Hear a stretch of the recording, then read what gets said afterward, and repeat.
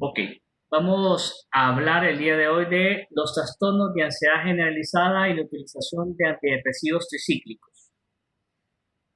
Podríamos decir pues que el trastorno de ansiedad generalizada es uno de los trastornos más frecuentes en términos de ansiedad, tanto en la práctica de medicina general como en la atención de la especialidad de psiquiatría.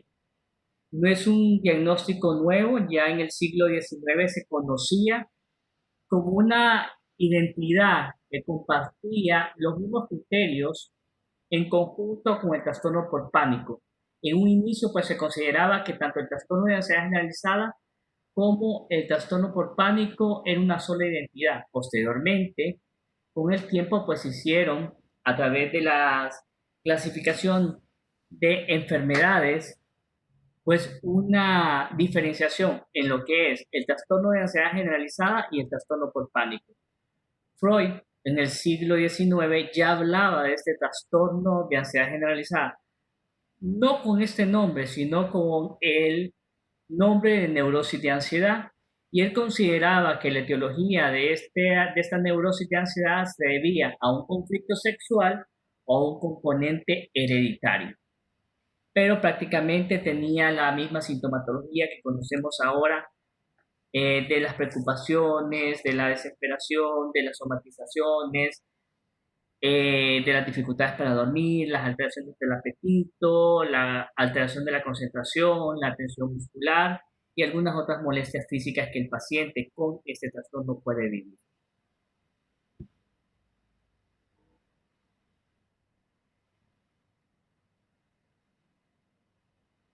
Bien, este es un trastorno de temprana aparición, se podría dar desde la adolescencia, como la mayoría de trastornos mentales, va a ser va a tender a ser crónico, con periodos en que va a estar más grave y otros periodos que va a estar estable el paciente. Y es resistente al cambio. Esto quiere decir que lamentablemente el paciente puede pasar hasta 12 años con este trastorno, 12 años después del diagnóstico de trastorno de ansiedad generalizada, con periodos, como bien lo mencionaba antes, de mejoría y de empeoramiento. Aparece dentro de a finales de la niñez y la adolescencia, y el paciente incluso podría considerarlo como algo normal.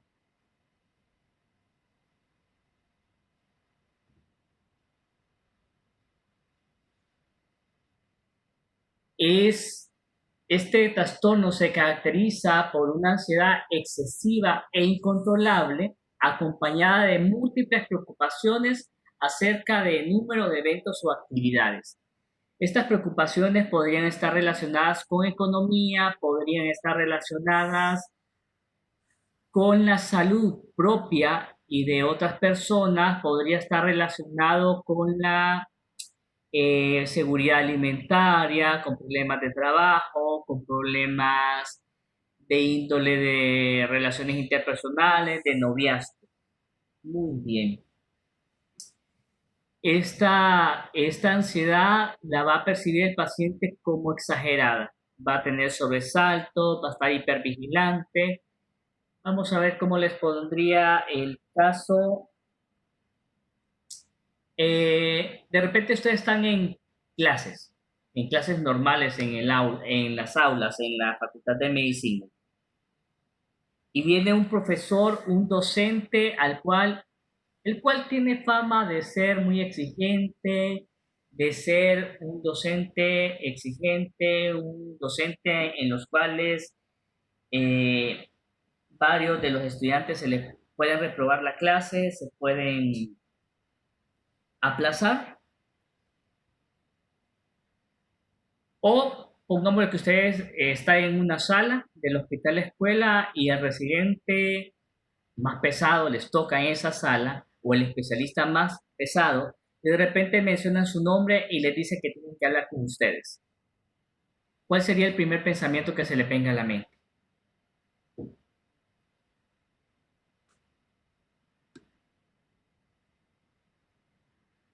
No sé, creo que lo primero que pensaría yo fue como, sería como a saber qué hice. Ok, María Bulnes diría a saber qué hice. Ok, ¿quién más?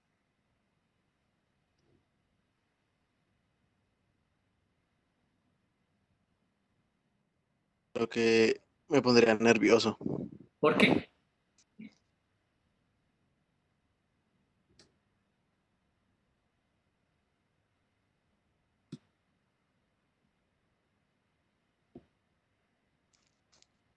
¿Por qué nervioso? Porque, como usted lo mencionó, es de los, de los residentes o el especialista más pesado y de repente pueda que si no le contesto bien, pueda responder con con una broma o insultante, no sé, Ok, vamos a poner dependiendo. entonces, Iván. Ujú. Bueno, te dice el especialista, pasaron visita, y te dice al final de la visita, Iván, necesito hablar con usted, tengo algo que decirle, pero no va a ser hoy porque yo ya voy de salida, voy para el otro trabajo, vamos a platicar el lunes de la próxima semana. ¿Cuál sería tu reacción? Pues creo que me asombraría y pensaría en el por qué quiere conversar conmigo y sin dejarme alguna explicación sobre el de qué hablaríamos. Ok, ¿cómo te sentirías desde hoy miércoles hasta el próximo lunes?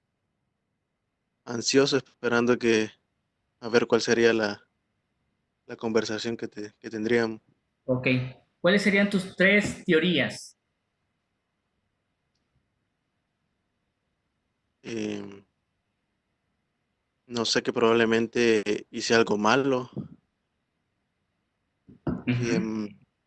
que de repente no hice algún procedimiento correcto, o de repente él me vio haciendo algo indebido,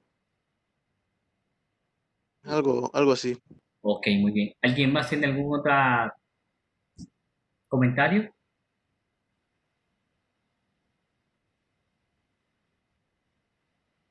No sé, yo creo que sí tiene que, o sea, necesita hablar con nosotros, no sé, hasta el lunes, entonces creería, en realidad eso a mí me calmaría porque ya no pensaría que es algo como sumamente urgente o sumamente importante, porque si puede esperar hasta el lunes, entonces tal vez no necesariamente es algo malo, o sea, como que hicimos algo malo, sino tal vez, no sé, solo quiere hacer un comentario acerca de la rotación de la sala, no sé. Ah, qué bien, hombre, qué bueno. Me alegra mucho eso. Ok, muy bien. Ahí miraríamos como dos extremos, ¿verdad? Miraríamos el extremo de Iván, que a él sí le preocuparía a saber qué procedimiento hice, a saber qué me quedó, me vio, me encontró en algo y no es así el procedimiento, no actué bien. Y María, por el otro lado, dice, bueno, si puede esperar hasta el lunes no es nada grave, entonces a mí no me quita el sueño, no me quita el hambre, no me quita nada. Muy bien, ahí estamos viendo como dos perspectivas. Pero lamentablemente el paciente que tiene ansiedad generalizada es un paciente que no puede esperar, lamentablemente. Es un paciente que vive con los nervios de punta, que se ahoga en un vaso con agua, que de un problema chiquito hace un gran problema. Lamentablemente, lo que para otros es algo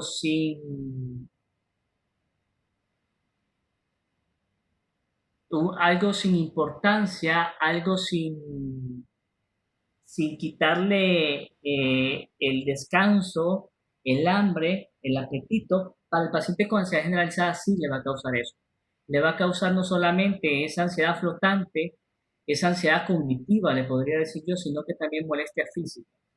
Hay pacientes que lamentablemente en las noches les da por arreglar el mundo y gastan muchas horas de sus sueños, de sus noches, tratando de cambiar cosas que hicieron o cosas que van a hacer. El paciente con ansiedad generalizada vive en el futuro, por así decirlo. Esto significa que de repente el paciente con ansiedad generalizada no está pensando en lo que va a suceder hoy, sino que está pensando en lo que va a suceder mañana. ¿Cuánto tiempo de evolución debe tener el paciente de esta sintomatología para poder considerar el trastorno de ansiedad generalizada? Pues al menos 6 meses de sintomatología continua. Y este nivel de ansiedad cognitiva con múltiples preocupaciones va a provocar en el paciente síntomas físicos, alteraciones del sueño, alteraciones del apetito, dificultades para concentrarse, tensión muscular, molestias del colon, va a tener irritabilidad muchas veces, y todo esto va a llevar a un deterioro psicosocial y deterioro funcional. Y como la mayoría de trastornos que hemos visto en estas clases es más frecuente en mujeres y está a menudo relacionado con estrés ambiental crónico.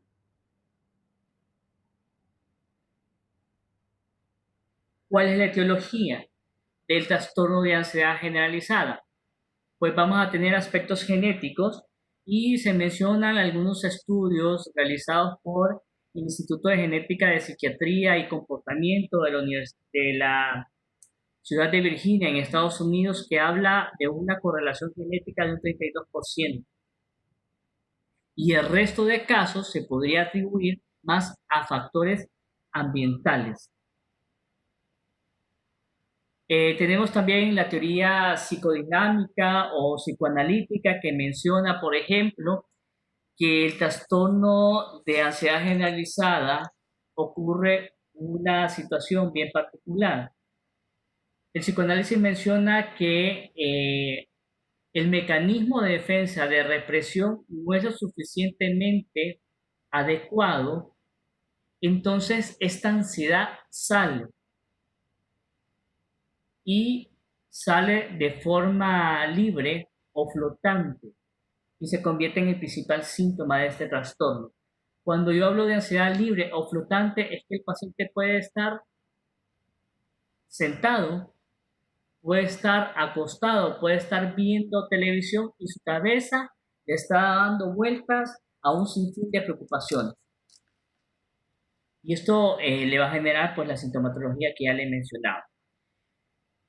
En cuanto a la teoría del aprendizaje, que es por ahí, por la parte de cognitivo-conductual que ya hemos visto a lo largo de la clase, pues ocurre dos situaciones. La percepción de la amenaza personal y el paciente puede sentir que todo le causa una situación de riesgo, todo le genera un estrés, todo es peligroso para él. Y por el otro lado, la percepción de un bajo control de lo que sucede en su entorno. El paciente siente que las cosas se le van de las manos y no tiene cómo controlarlo. Y eso es lo que le genera mayor estrés. La teoría del apego está relacionado, por ejemplo, con esta situación que les mencionaba yo antes en las clases anteriores, que a veces los niños pueden sentir inseguridad en la niñez y un buen indicador o antecedente personal que nos pueda orientar a que el paciente pueda desarrollar en el futuro trastorno de ansiedad generalizada es la presencia de ansiedad de separación en el niño. ¿Por qué se da la ansiedad de separación? Cuando los padres no le brindan un hogar seguro a este muchachito, entonces el niño se va a criar o va a crecer con deficiencias, con carencias. Puede hacer que los papás discutan, estén peleando por cuestiones de divorcio, por cuestiones de inseguridades. Entonces los papás están que se divorcian, que se separan, que el papá o que la mamá se va de la casa y al tiempo, a las semanas, a los meses regresan. Entonces el niño se va criando con esa inseguridad de que si va a tener a esos padres que son las figuras que lo van a cuidar, son figuras que tendrían que representar apoyo, seguridad, protección, pero si estos padres están en ese ir y venir, el niño se cría con bastante inseguridad y aquí puede surgir la ansiedad de separación. El miedo que esa figura de protección lo abandone, se aleje de él. Ustedes pueden verlo en los niños chiquitos al principio o en los niños que van al kinder los primeros días. El niño que va al kinder los primeros días se pone a llorar y tiene miedo que mamá o que papá no regrese por él.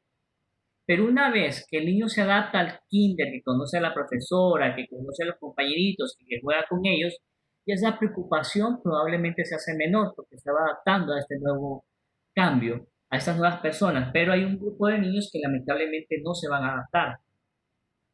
Entonces van a seguir llorando, van a seguir sintiéndose temerosos de que papá los abandone. Entonces esto puede orientarnos a que muy posiblemente en la vida de adultos van a tener un trastorno de ansiedad generalizada.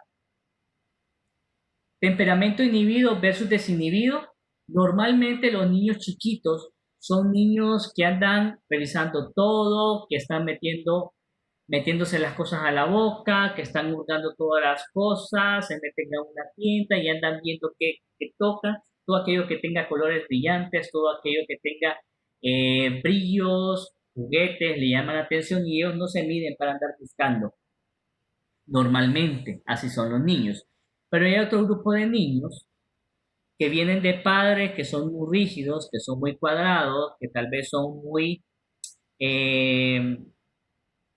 exigentes por un lado o por el otro, son niños de padres bastante ansiosos y todo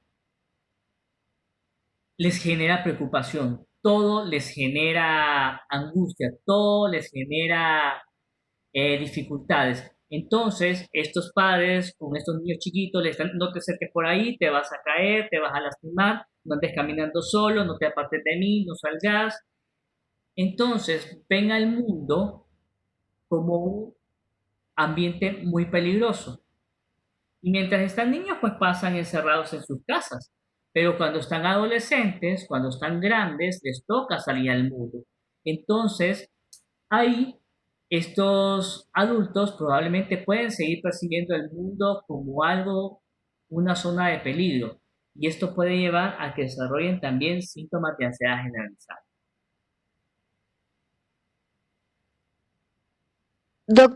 Mándeme. Doctor, permiso. Dice Daniel que no tiene luz en su casa y por eso no se puede conectar. Ok. Estamos grabando la clase. Yo después la subo al canal y les mando el enlace para que puedan conectarse. Gracias. Gracias por avisar. Sí, doctor.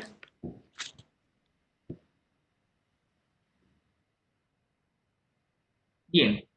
Principal síntoma, excesiva ansiedad cognitiva o ansiedad flotante, debido a que el mecanismo de defensa de represión no es suficiente para poder disminuir esta ansiedad. Entonces la ansiedad sale de forma libre y es asociada a múltiples preocupaciones.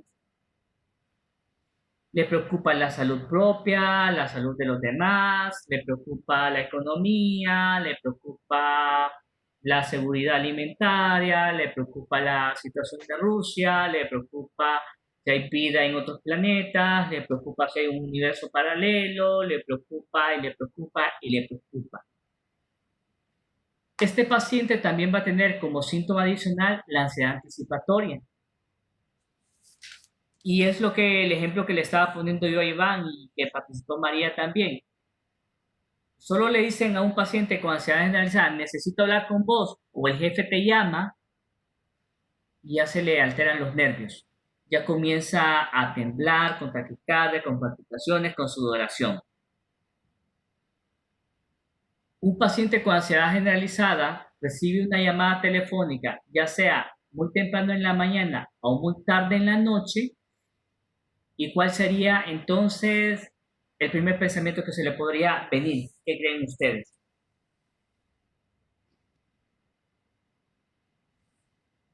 Podría pensar que es una emergencia.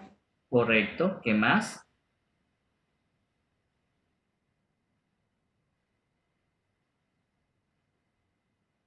le pasó algo a algún familiar o algo. También.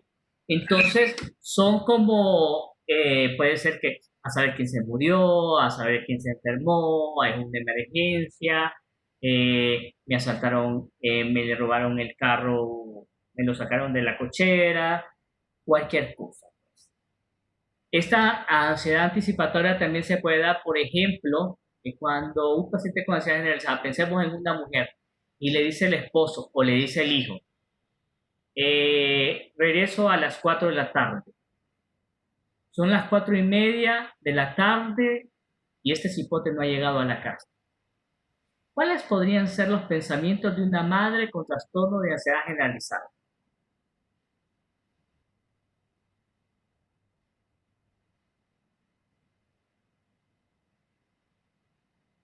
Secuestraron a mi hijo.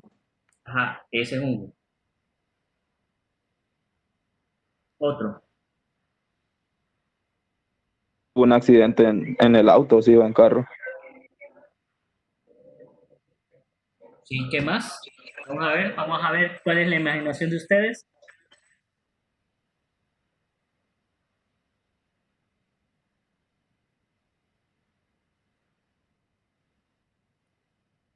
No se peleen por contestar. Se escapó de la casa y ya nunca va a volver. Pucha, man. Ok, muy bien. Y otras que no sean tan trágicas, no sean tan...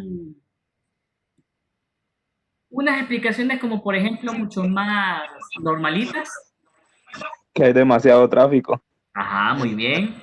Ariana, ¿está por ahí? Sí, doctora, ya estoy. Ajá, vamos a ver, denme alguna explicación por la cual ese hijo no llega temprano a la casa. Ay, no sé, yo también soy bien trágica. Ah, bueno, y ahí estamos viendo entonces. Vamos a Mm, ver, Eric y Gustavo, vamos a ver qué se nos ocurre. Yo se encontró con algún amigo que fue a ver a la psicóloga. Ok, muy bien, Gustavo.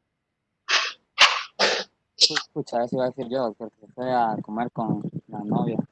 Ok, muy bien. Entonces ahí tenemos una gran variedad de pensamientos que se le puede ocurrir a esta persona. Lastimosamente, el paciente con ansiedad anticipatoria vive en el futuro, entonces ya se está imaginando que lo está velando, ya lo está yendo a traer a la morgue, ya se está imaginando que va a salir por HCH y esto va a crear inquietud motora. Va a haber fatigabilidad fácil, va a haber dificultad para concentrarse y muchas veces ese es uno de los principales síntomas que el paciente se queja y que busca ayuda, dificultad para concentrarse pensando que es una demencia que le está pegando, irritabilidad. A veces los pacientes no aceptan, pero ni tan siquiera que jueguen los niños dentro de la casa porque les incomoda. Tensión muscular. Tensión muscular, estamos hablando, por ejemplo, de contractura principalmente, dolor de cabeza, contractura en los hombros, contractura en la espalda, trastornos del sueño, que pueda, como les mencionaba yo, en la noche pueda el paciente estar pensando constantemente en eso, pues, en lo que le está preocupando, qué es lo que va a decir el profesor o qué es lo que me va a decir el especialista. Hiperactividad autonómica, taquicardia, palpitaciones, sudoración, temblor, disnea, alteración del sueño. Y síntomas somáticos como diaforesis, como náuseas y como diarrea.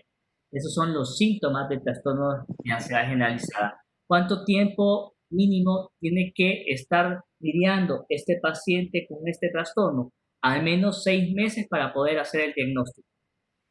Y la literatura menciona que el paciente puede persistir con este diagnóstico hasta 12 años después del diagnóstico. Diagnóstico diferencial. La ansiedad normal es un diagnóstico diferencial.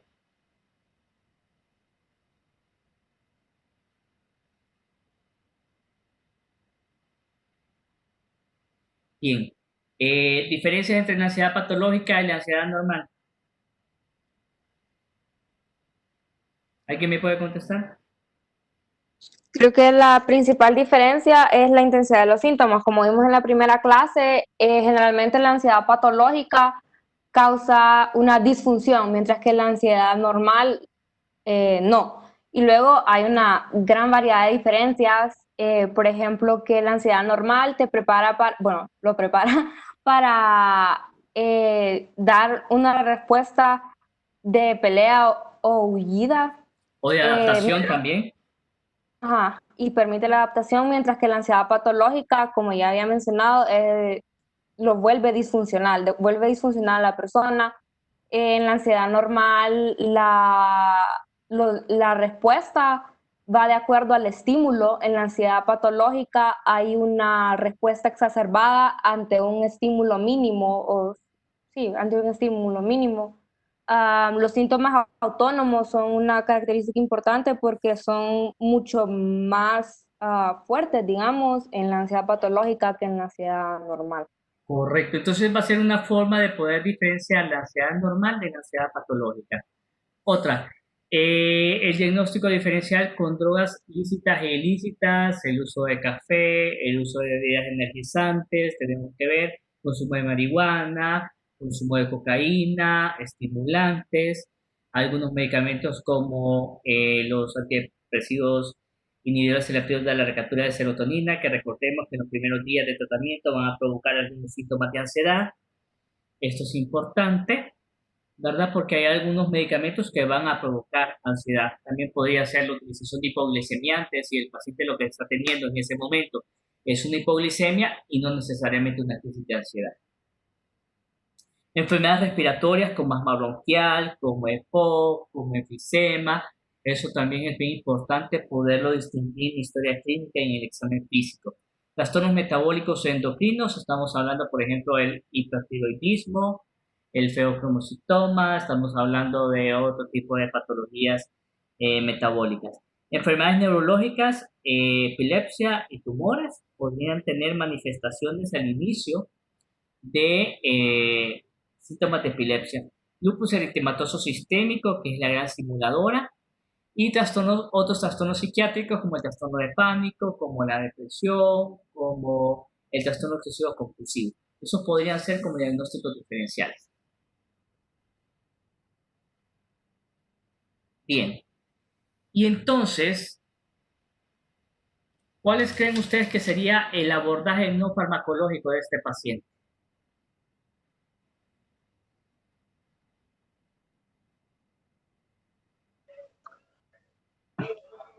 Terapia conductiva, conductual, cognitiva, conductual. Correcto, esa es una. Y antes de la terapia cognitiva conductual, Ronald. Los primeros auxilios psiquiátricos.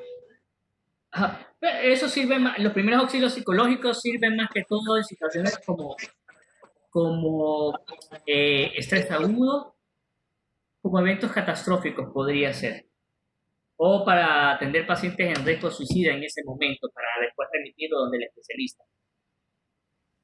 El primero es la psicoeducación. ¿Qué es la psicoeducación? El paciente tiene el derecho y nosotros como médicos tenemos el deber de explicarle al paciente cómo se llama la enfermedad, cuál es el diagnóstico que está adoleciendo el paciente, cuál es el tratamiento que se le va a dar, cuáles son los efectos adversos de estos medicamentos, cuál es el pronóstico de la enfermedad y qué es lo que esperamos obtener con el tratamiento. Intervenciones psicológicas, la terapia cognitivo-conductual como técnicas de reestructuración cognitiva. Ahí como por ejemplo el ejercicio que estábamos haciendo con qué es lo que pensaría esta señora cuando el hijo no llega después de las 4:30 de la tarde. Ah, doctor, es que se accidentó, es que se chocó, es que se fue de la casa, es que lo mataron. Ajá, bueno. Y en la experiencia, las otras veces que su hijo no ha llegado a tiempo a su casa, que se ha tardado, ¿por qué se ha tardado? Ah, porque se puso la llanta del carro, porque el bus no encontró bus rápido saliendo de la universidad, porque tuvo que ir a sacar unas fotocopias, porque se quedó platicando con los amigos, porque se fue a acompañar a la novia, porque se quedó haciendo un trabajo con los compañeros, porque es una tarea que tienen que enviar. Y ahí se le está ayudando al paciente como ir reestructurando ese pensamiento para que no sea tan catastrófico. Técnicas de autocontrol. Es como, podríamos decirlo así como en buen catracho, como autoterapia. No, calmate, esto no te va a suceder de esta manera, esto te va a... tenés que entender que esto no lo tenés que tomar tan a pecho, como bien dijo María Bulnes por ahí en algún momento. Bueno, si está esperando, si fuese grave, el doctor se detiene y me lo dice ahorita, no va a esperar hasta el lunes para decirme qué es lo que me tiene que decir. Entonces no debe ser tan grave, es algo que me puede esperar. Entonces, técnicas de autocontrol. Técnicas de relajación con la respiración, con meditación, con yoga, todo esto puede ayudar. Tratamiento farmacológico. Los antidepresivos selectivos de la recaptura de serotonina serían los medicamentos de primera línea y de segunda línea la benzodiazepina.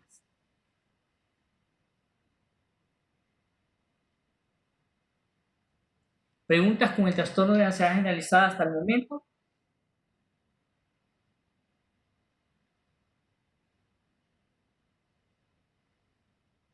No, doctor.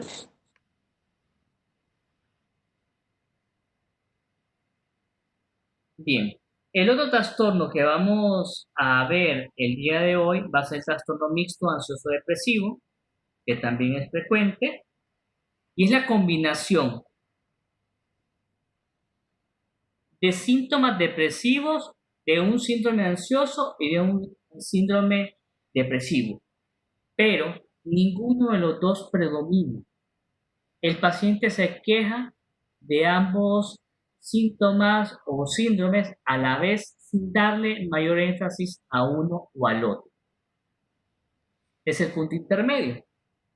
Si nos tocara hacer el diagnóstico, ya sea de depresión o ansiedad, no podemos poner el trastorno mixto ansioso depresivo, entonces le vamos a dar importancia al síndrome depresivo. Y los síntomas ansiosos quedarían como síntomas acompañantes.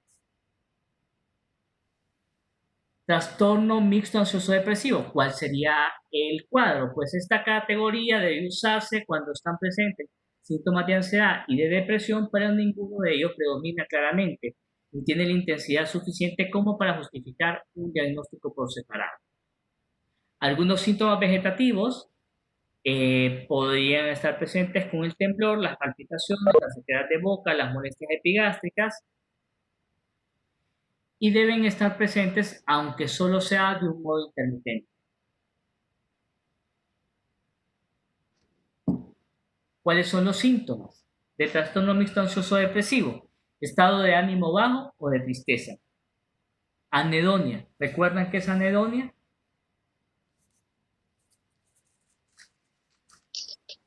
Que antes le causaba felicidad, ahora ya no siente la misma felicidad por las cosas que hacía. Correcto. Ya no es lo mismo. Ansiedad o preocupaciones predominantes. Ese es otro síntoma. Ansiedad flotante o múltiples preocupaciones, trastornos del sueño y del apetito, ya sea mucho sueño o poco apetito. Astenia,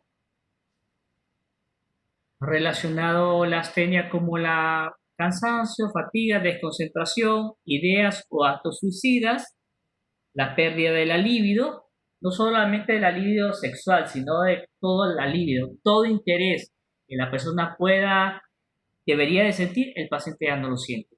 Palpitaciones, mareos, sequedad de boca y tensión o intranquilidad. Si vemos aquí el cuadro, está bien representado por un síndrome de depresión y un síndrome de ansiedad que podría asimilar a un trastorno de pánico.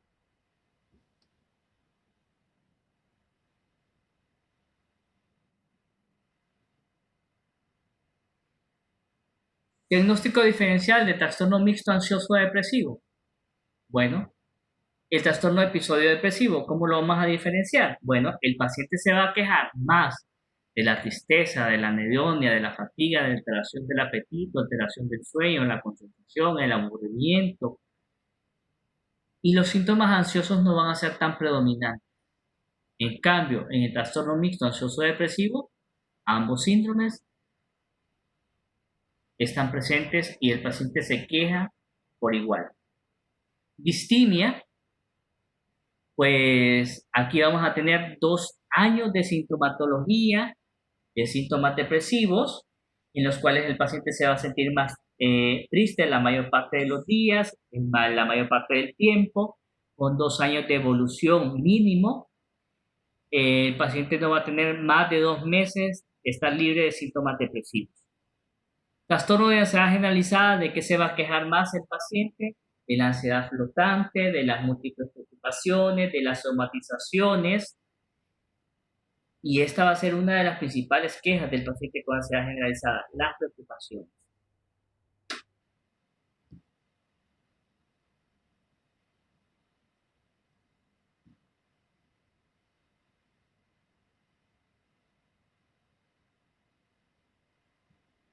Trastorno somatomorfo, aquí el paciente no se va a quejar prácticamente ni de síntomas ansiosos ni de síntomas depresivos, pero sí muchas veces la preocupación principal van a ser molestias físicas, dolor de cabeza, zumbido de oídos, contractura muscular, problemas del colon, problemas dermatológicos.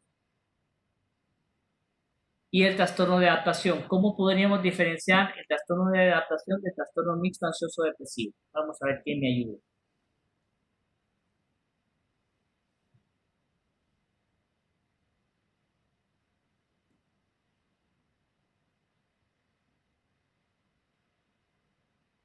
Bien, si no me equivoco, en el trastorno de adaptación hay un cambio en la vida del paciente, por ejemplo, que se muda a una nueva ciudad, se cambia de casa, no sé, mientras que en el trastorno de ansiedad generalizada creo que son cosas cotidianas, o sea, no hay un evento que desencadenó esta ansiedad, sino solo son cosas como rutinarias que lo desencadenan. Exactamente, muy bien. Así podríamos diferenciarlo. No hay un cambio biográfico que podría considerarlo como importante el paciente para que se podría explicar la sintomatología por este evento estresor. Nuevamente, el tratamiento no farmacológico, pues no lo vamos a repetir, la psicolocación, las técnicas respiratorias y de relajación muscular, método estructurado para la resolución de problemas, la terapia cognitivo-conductual, que bien la mencionó Donald. Este es el tratamiento no farmacológico del trastorno mixto ansioso depresivo. Tratamiento farmacológico del trastorno mixto ansioso depresivo, pues el tratamiento ideal o inicial debe ser el tratamiento no farmacológico. Si esto no funciona, entonces debemos de dar prescripción médica. Y vamos a utilizar los inhibidores selectivos de la recaptura de serotonina o los antidepresivos tricíclicos como primera línea de tratamiento.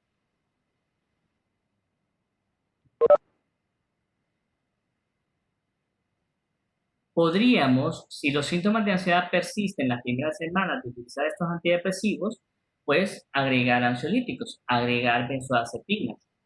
Y en caso de que los síntomas persistan más allá de 6 semanas o el paciente se encuentre en riesgo suicida, pues van a ser 2 criterios importantes para remitir al paciente al especialista de psiquiatría.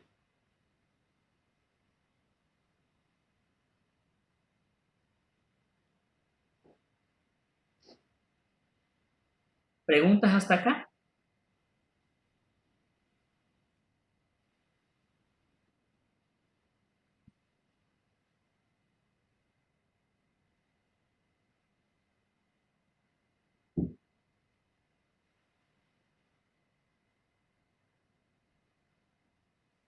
Bien. Ya que vimos estos últimos 2 trastornos de ansiedad, el trastorno de ansiedad generalizada y el trastorno mixto ansioso depresivo, vamos a pasar a la otra parte de esta clase, que son los antidepresivos tricíclicos. Vamos a mencionar que el primero Al primer antidepresivo tricíclico que se le descubrió el potencial para tratar trastornos depresivos fue la imipramina allá por la década de los 50.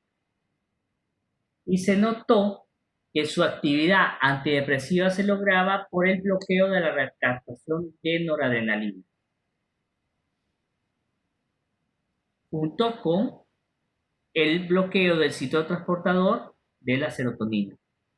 Se absorben bien por vía oral y la vida media es larga, por lo cual fácilmente se puede utilizar una vez al día. Por los efectos adversos que estos medicamentos presentan, pues probablemente la mejor hora para indicar los antidepresivos tricíclicos sea en la noche a la hora de dormir.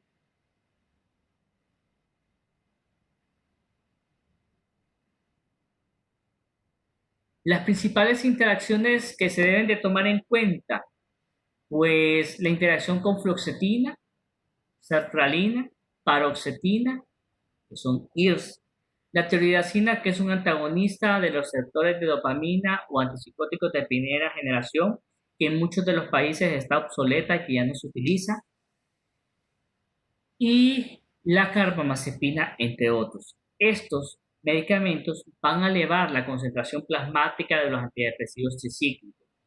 Y con la elevación de la concentración plasmática de estos antidepresivos podríamos tener una mayor observación de los efectos adversos.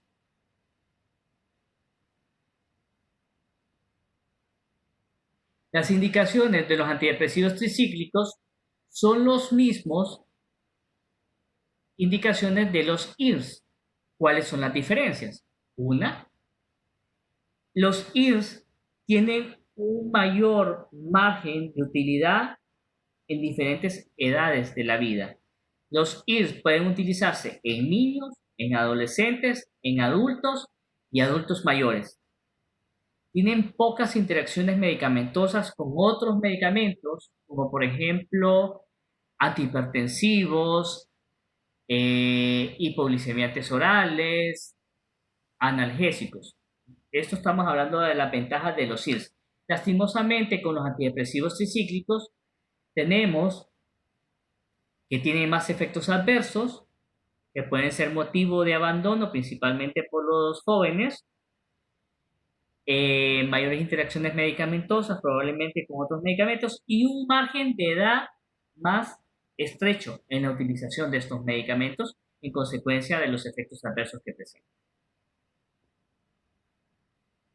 Bien, una de las principales indicaciones de los antidepresivos tricíclicos es el trastorno depresivo mayor,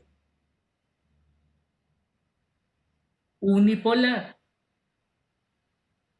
porque tenemos que hacer una correcta historia clínica en el paciente y descartar la posibilidad de que este paciente tenga un trastorno bipolar en fase depresiva al momento que nos consulta. Si nosotros a un paciente bipolar en fase depresiva le damos antidepresivos tricíclicos, podríamos correr el riesgo de que este paciente vire. ¿Qué significa virar?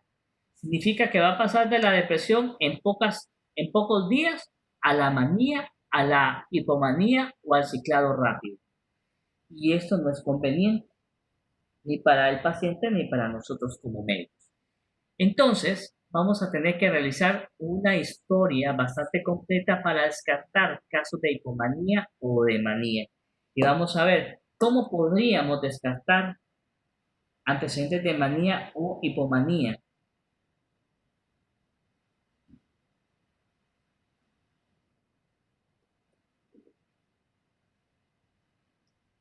Vamos a ver quién me ayuda ahí.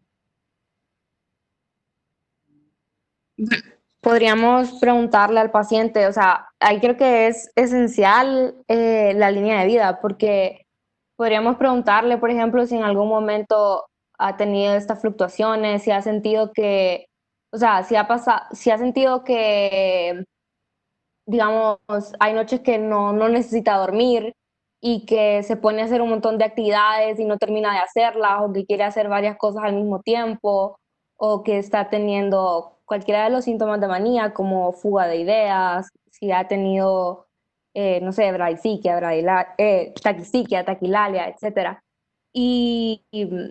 Bueno, en el momento en el que le hemos administrado un fármaco como este, creo que es bastante importante estar pendientes. Y luego, otra cosa que creo que cabe recalcar ahorita es que depende de la presentación de los síntomas. Por ejemplo, depende de la edad a la que se manifiesten los síntomas, depende de los antecedentes familiares y antecedentes personales como los que acabo de decir.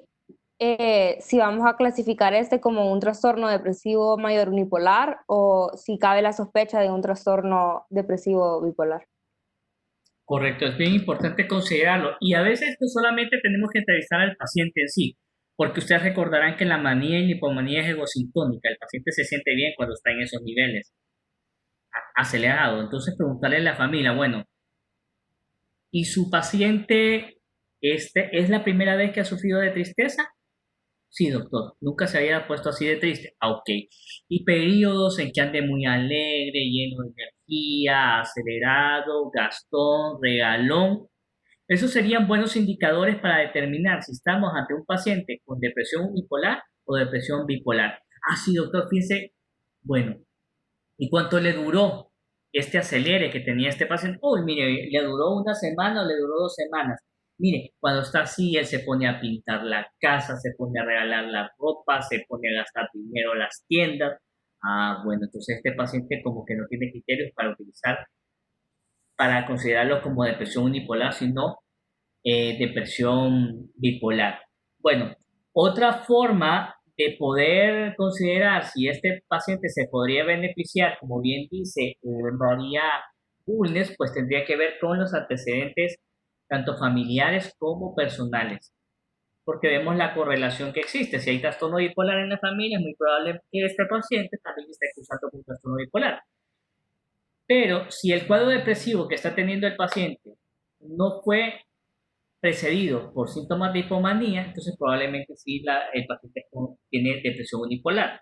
Si el paciente tiene características melancólicas, quiere decir que el paciente con esta depresión duerme más de lo que dormía antes, come más de lo que comía antes, pasa callado, llora mucho, se encierra en el cuarto, entonces probablemente tenemos esas características melancólicas que nos podrían sugerir que es un fuerte candidato a utilizar antidepresivos tricíclicos.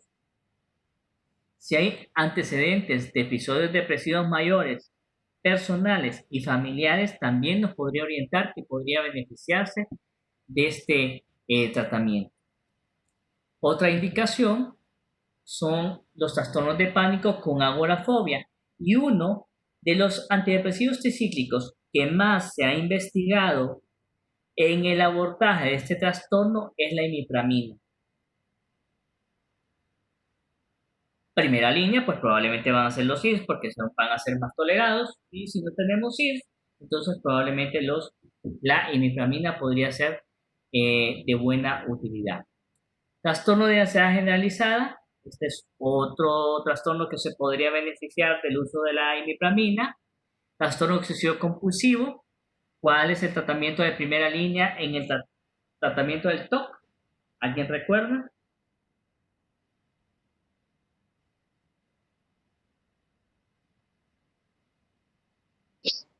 Cognitivo conductual. ¿Perdón? Cognitivo conductual. No, cognitivo conductual está bien, pero ¿cuál es el tratamiento farmacológico? No te escucho, Eric. Estoy recordando, estoy tratando de recordar. Vale.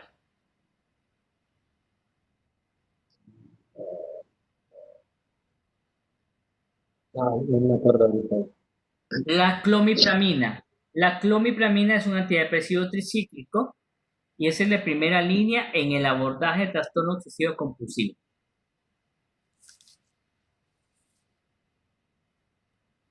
Otra indicación es el dolor neuropático, crónico y de prevención de jaqueca. Y aquí, el antidepresivo tricíclico que nos puede ayudar en el abordaje del dolor neuropático crónico podría ser la amitriptilina en dosis que oscilan entre 25 a 75 miligramos diarios. Para abordar una crisis de migraña, probablemente se necesitan 25 a 75 miligramos de amitriptilina y ese paciente no va a sufrir la crisis de migraña. Y eso es muy bueno. Ese es uno de los medicamentos que mejor funcionan para evitar las crisis de migraña. Otras indicaciones, dentro de los antidepresivos tricíclicos, tenemos la enuresis infantil, que es que el niño se orina en la cama sin darse cuenta, principalmente en la noche. Trastorno de estrés postraumático, si no tenemos CIRS, podríamos utilizar la imipramina. Trastorno de déficit de atención e hiperactividad y el padre no quiere darle metilfenidato u otro tipo de medicamentos, entonces la imipramina podría ayudarnos en estos niños.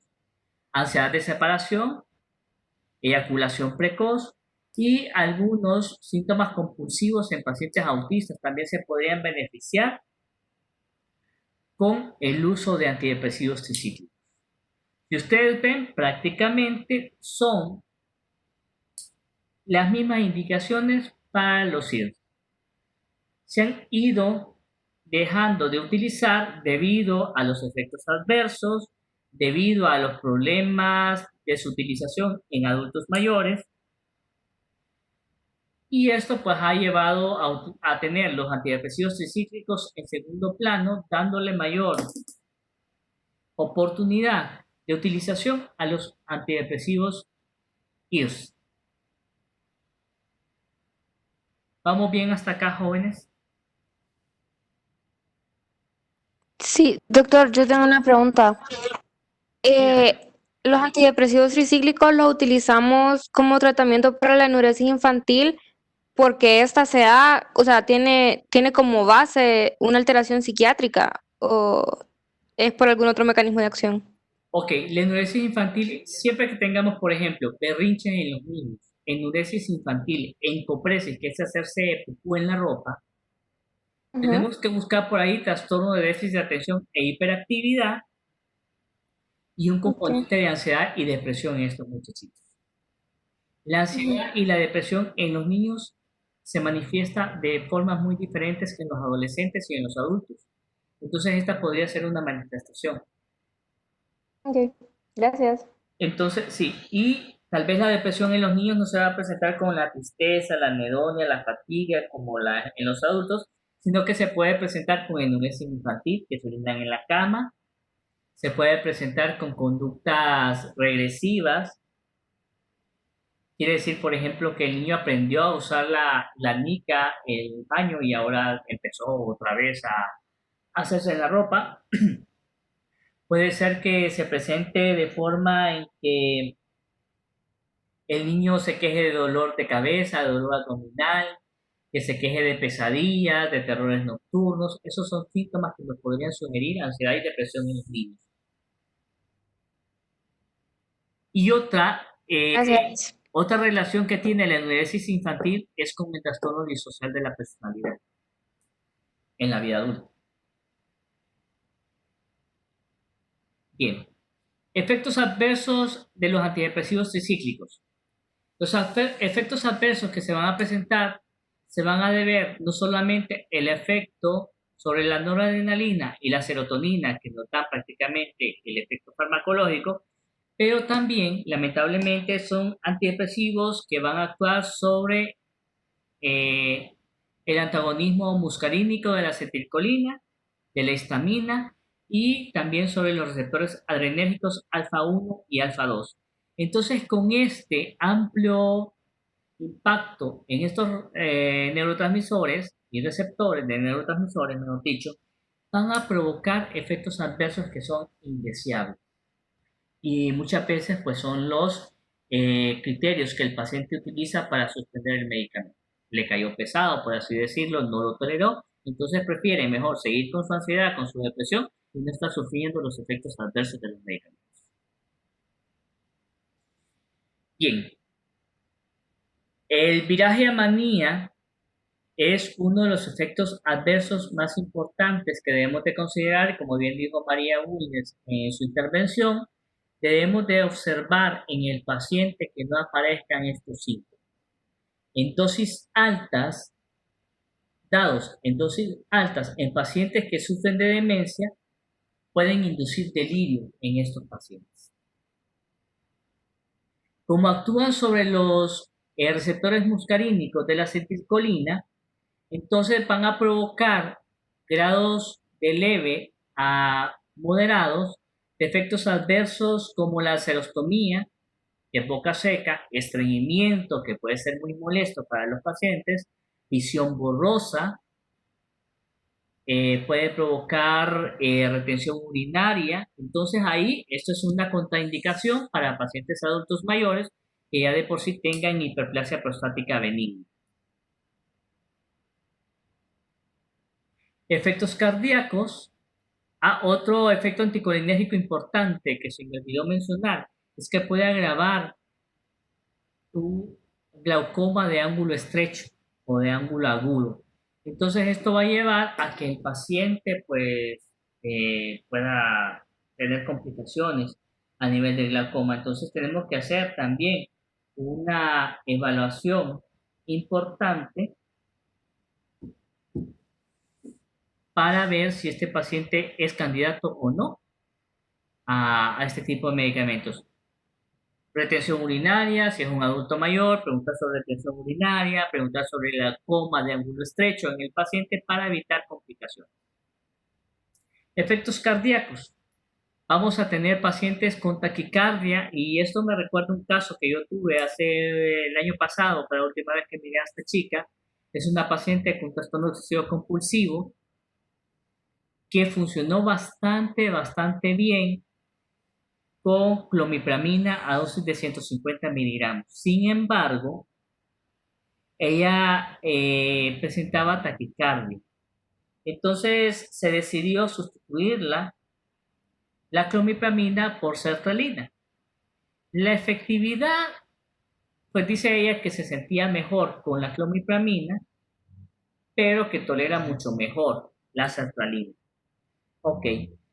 ¿Cuáles son los efectos cardíacos que podemos tener además de la taquicardia? Pues van a ser efectos relacionados con el electrocardiograma, el aplanamiento de las ondas T, la prolongación del QT y disminución del segmento ST. En condiciones ideales y dentro del protocolo que se debería de seguir para iniciar un antidepresivo tricíclico en los pacientes sería que antes de iniciarlo hiciéramos un electrocardiograma para ver si es candidato o no para utilizar este tipo de medicamentos. La hipotensión ortostática la vamos a relacionar probablemente con su efecto sobre los receptores adrenérgicos alfa 1 y alfa 2. La hipotensión ortostática nos va a causar problemas principalmente en los adultos mayores por el riesgo de caídas que puedan tener bajo el efecto de estos medicamentos. Entonces ahí es otra situación que tal vez no es una contraindicación absoluta que podríamos recomendarle a los familiares de los pacientes mayores que podrían beneficiarse de este medicamento, que estén pendientes de cuando él se levante para evitar una caída. Otro podrían ser las palpitaciones y la sudoración.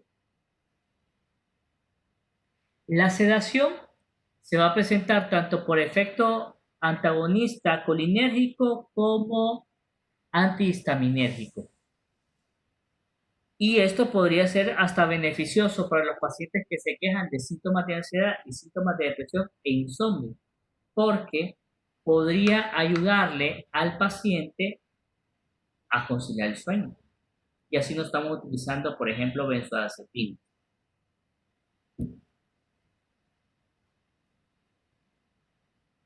También tenemos otros efectos adversos como temblores rápidos y delicados de las manos durante la utilización de estos medicamentos, espasmos, temblor de lengua y de extremidades superiores.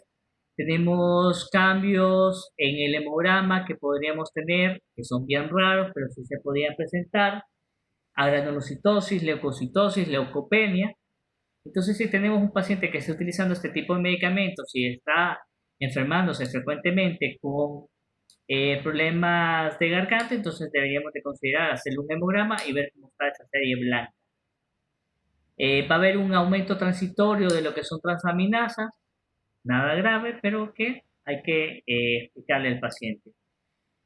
Otro de los motivos por los cuales los pacientes pueden dejar estos medicamentos es porque aumentan de peso. Más aumento de peso en relación a la utilización de fluoxetina, y esto pues puede ser incómodo para las personas que se preocupan por su peso. Durante el embarazo y la lactancia no se recomienda darlo durante el embarazo, pero como le mencionaba con los SIL, se tiene que medir riesgo-beneficio, y es preferible tener a una madre depresiva medicada a tenerla sin tratamiento farmacológico.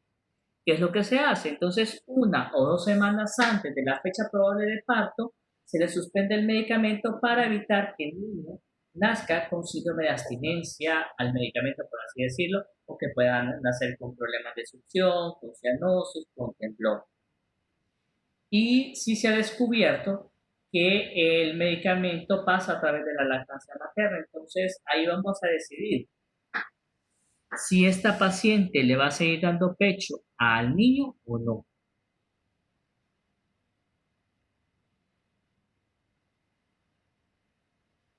Importantes las interacciones antidepresivos tricíclicos.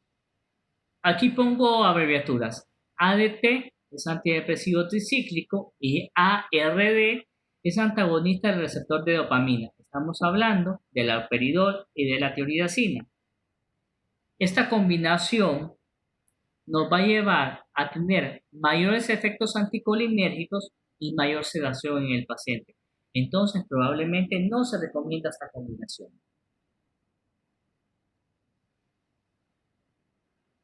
La combinación de antidepresivos tricíclicos con opioides, con alcohol o benzodiazepinas pueden llevar a una mayor depresión del sistema nervioso central. Esto quiere decir que estos pacientes pueden tener dificultades, ¿verdad? Y que pueden incluso hasta morir. La combinación de anticonceptivos orales con antidepresivos tricíclicos no se recomienda porque estos primeros, los anticonceptivos orales, van a inducir el metabolismo del antidepresivo tricíclico y es como que estuviéramos dándole la mitad de la dosis que le estamos indicando al paciente. También medicamentos a sustancias como la nicotina, como la carbamazepina, como el cigarrillo, como el litio, reducen las concentraciones de antidepresivos tricíclicos.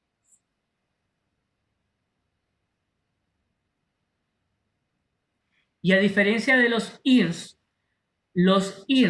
en dosis mayores no van a provocar la muerte tan fácilmente. Sí va a haber mayor riesgo de síndrome serotoninérgico,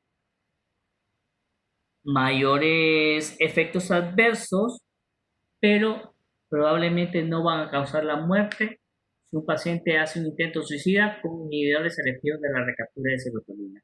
Pero, en cambio, si este paciente hace intentos suicidas con antidepresivos tricíclicos, el riesgo sí es más alto por los efectos que mencionaba antes, la hipotensión ortostática, la taquicardia, las palpitaciones, el aumento de la presión arterial, el aplanamiento de las ondas T y podría provocar incluso arritmias en este paciente. Entonces los intentos suicidas son graves y a menudo mortales. Entonces, para los psiquiatras, no para los médicos generales ni para ustedes, la recomendación sería dar medicamentos para una semana en casos de riesgo suicida. ¿Y cuáles son los síntomas que el paciente pueda sentir en caso de que el paciente tenga una sobredosis de antidepresivos tricíclicos? Pues va a ser la agitación, va a ser el delirio o síndrome confusional agudo, va a ser la hiperreflexia, el hilio paralítico, la retención urinaria, la desregulación de la presión arterial y la temperatura, llevando a este paciente a presentar, por ejemplo, midriasis y en casos graves, pues el coma e insuficiencia respiratoria por ese efecto a nivel central que provoca la depresión respiratoria.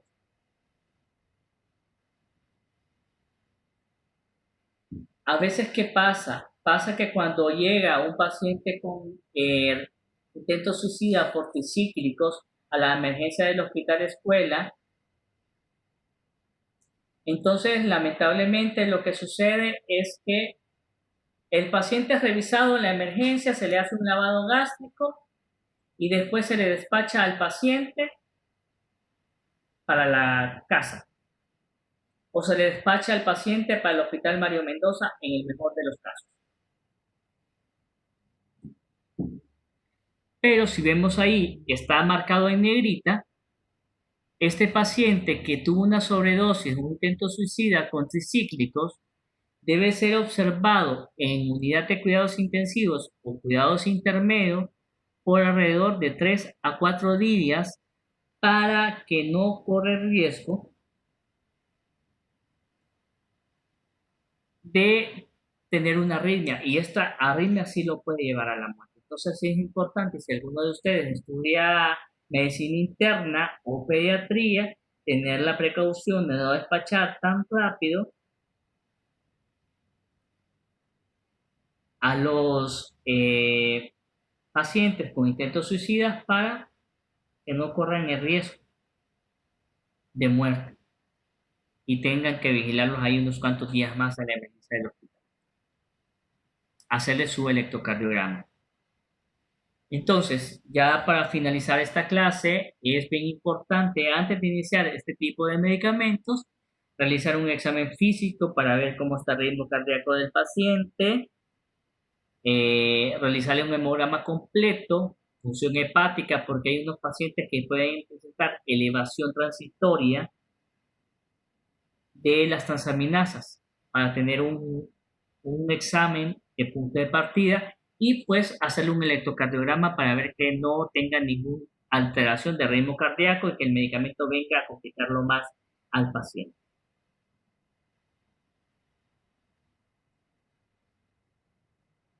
Es recomendable empezar a utilizar dosis pequeñas e ir incrementando paso a paso los medicamentos. Tal vez se podría comenzar con 25 miligramos de imipramina o de amitriptilina en estos pacientes y poco a poco ir incrementando a la semana hasta encontrar una dosis terapéutica en relación a la respuesta que pueda sentir el paciente. Y también nos ayuda iniciar con dosis baja para así no tener el riesgo de los efectos adversos del paciente.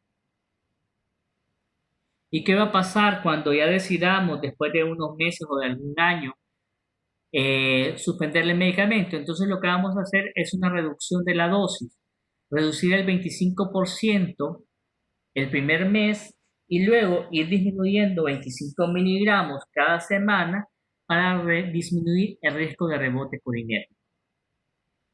La dosis que menciona la literatura es de hasta 300 miligramos al día de imipramina y amitriptilina y hasta 250 miligramos de clomipramina.